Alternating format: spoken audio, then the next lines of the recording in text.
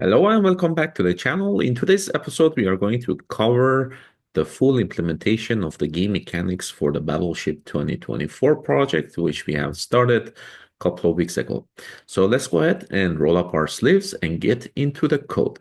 I'm going to go ahead and share my screen. All right, so let's do a quick run of the project to see what we are going to be covering.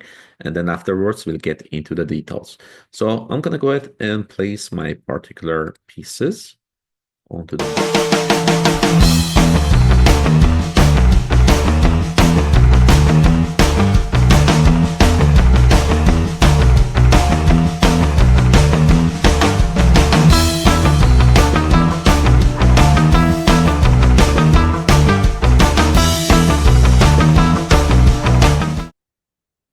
All right, so there we go. The game is finished and we won again. So let's go ahead and restart and stop the actual game. And we'll get into the details of the explanation of how everything is put together from the ground up. Okay, so before we jump into the code, what I wanted to do is actually put together a diagram where we can visualize all of the key classes that we have created for this particular project. So over here, you would notice that we have the base board class where we have the AI board and the player board, which they would manage the data as far as for each one of the players. And then, of course, we have a set of managers over here. Two of the managers happen to be a singleton type. So we have the board manager and the game manager utilizing the singleton pattern. And we have a camera manager that handles the camera movement throughout the state of the game. And then we have the UI manager, which manages everything related to the UI. The game manager basically keeps track of whose turn it is. And the board manager obviously will keep track of the board through the player controller or the AI controllers. So we have added these two new classes over here and the singleton class, and we have converted the board manager and the game manager to a singleton type. And then we have introduced the player board controller and the AI board controller to make it easier for us to control everything related to either one of those boards. So that is the generic kind of like the game mechanics. And on to the right, we are actually utilizing the builder pattern, and the builder pattern is a really nice pattern when it comes to instantiating specific object types. In this case, the builder pattern has a couple of components. One of them happens to be the director. So the director is going to be utilized by the board manager in order for it to place that specific ship through the ship builder. And the ship builder is an abstract class. And then we have the, which is called, it's an abstract builder. And then we have the concrete builders. The concrete builders are going to be each one of the ship types. And then what is the product that the ship builder is producing? Well, it happens to be a ship, which we are associating it with some sort of a ship data. So we are also integrating the builder pattern in this particular project. So we have already covered this in not the last episode, but the previous episode, if I'm not mistaken. So we had the builder pattern incorporated. Again, we have a director, we have a abstract builder, we have the concrete builders, and then we have the actual product that the builder is going to build.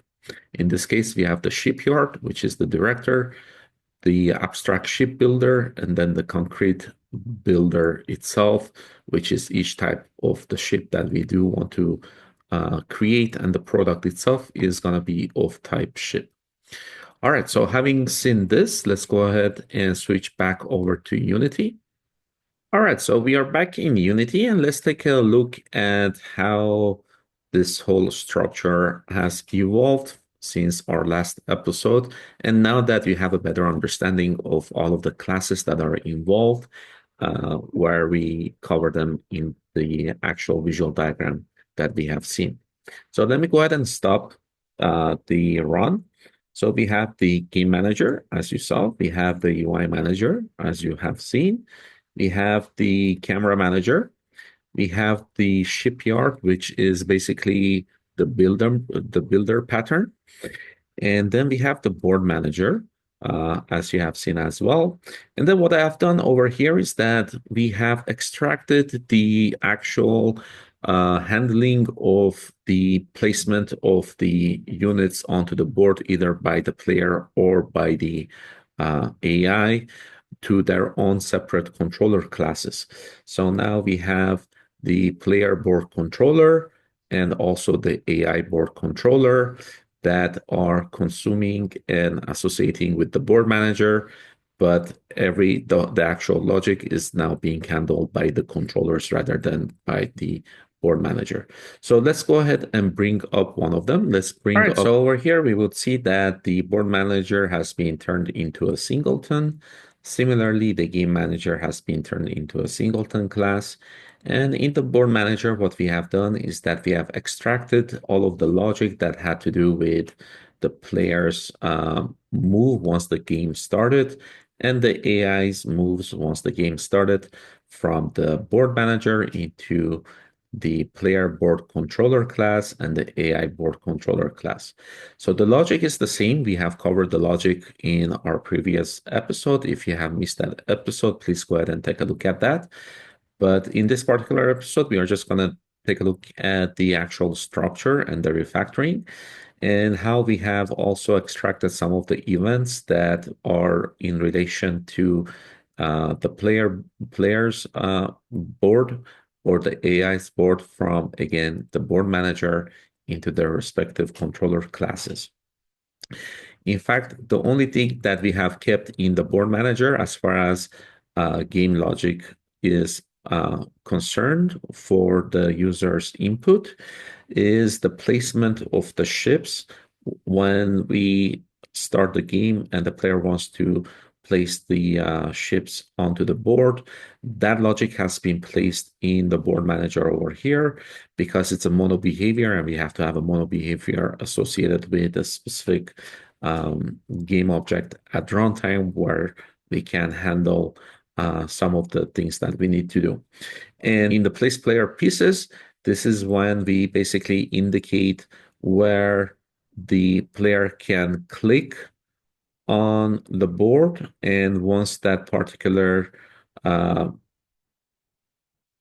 location has been identified to be valid, this is when we utilize our builder pattern, the ship builder, to basically instantiate the concrete builder to be able to instantiate that particular instance of the class. Lastly, what we have not seen before is the camera management. And the camera management, basically, we have a reference to two Cinemachine cameras.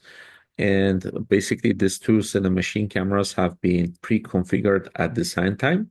One of them happens to be here, and that's the actual transform position where you would configure how you want the actual camera to look over the scene when we actually invoked or rendered that particular Cinemachine camera.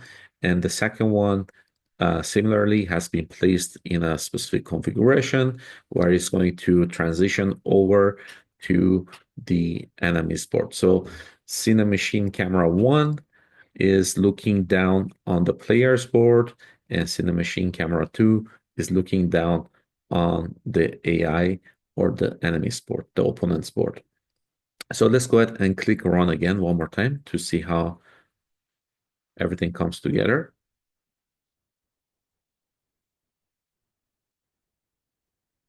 So right now we are in Cinemachine 1, and as soon as we place all of our board pieces onto the board,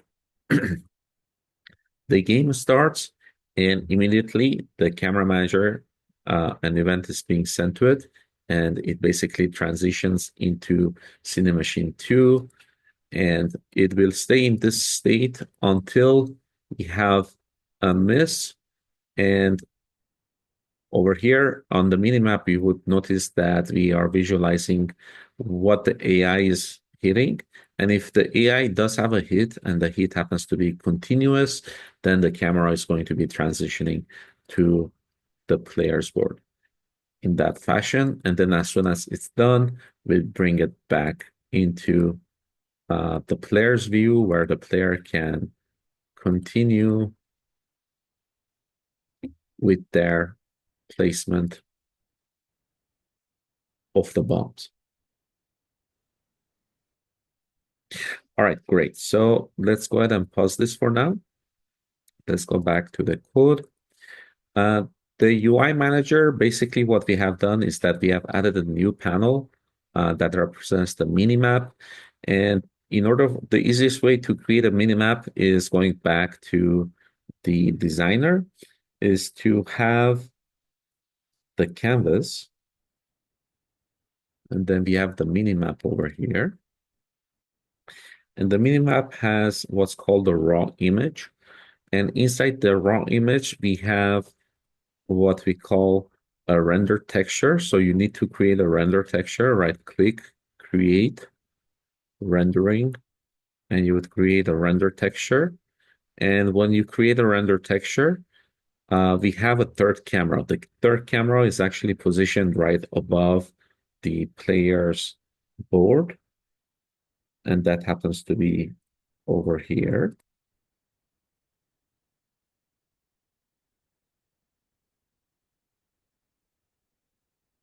Minimap camera. So the minimap camera is placed right over the player's board. And the only thing that you're doing is that in the output section of the camera, instead of rendering it to the screen, you say that you want to have the output of the camera being saved or redirected to this render texture. And basically, whatever the camera sees is going to be mapped over this texture. This texture happens to be assigned to the raw image, and basically it keeps on updating itself every frame once the camera gets processed. All right, so this was a rather quick explanation. Do let me know if you guys want me to get more into the depth. All of the code, everything that you have seen will be available to you on the Patreon site. Go ahead and all right, so we have concluded our series for the design and development of the Battleship board game. And of course, there's more things that we can do on this game in particular. For example, this is a desktop version of it. It would be really nice to see how we can convert it to a mobile-enabled game. Maybe that's something we can do in a future episode, how to convert this particular game that we have from a desktop version to the mobile equivalent, Android or iOS. Probably I'll utilize Android, as that is going to be easier to demonstrate on a Windows machine. So we'll target the Android device. But the same concepts will apply to iOS. You'll just need to have a Mac operating system and Xcode setup in order for you to be able to build and deploy it onto an iOS device. The process is going to be the same. Obviously, you'll have to have access to a Mac device, and you have to access to the Xcode, and you need to have a dev account for iOS as well. Maybe we can do that as well. I'm not sure. We'll see if time permits to also illustrate how to deploy the same game on both Android and iOS. But I would like to also introduce yet another concept called XR. This is something that has been going on for a pretty long time. And maybe we can see how easily it would be to convert a game that we just created, this Battleship game, and turn it into an XR enabled game as well. I think that would be a really cool thing to see. All right, thank you for stopping by and watching it. Hopefully this series are educational and informative. we can get into more details if there's a need for it. And make sure to subscribe to the Patreon page, the free membership, to be able to download all of the source code and all of the projects that we are reviewing here on the YouTube channel. Appreciate it. Like, subscribe, and share with your friends. Have a good one. Bye bye.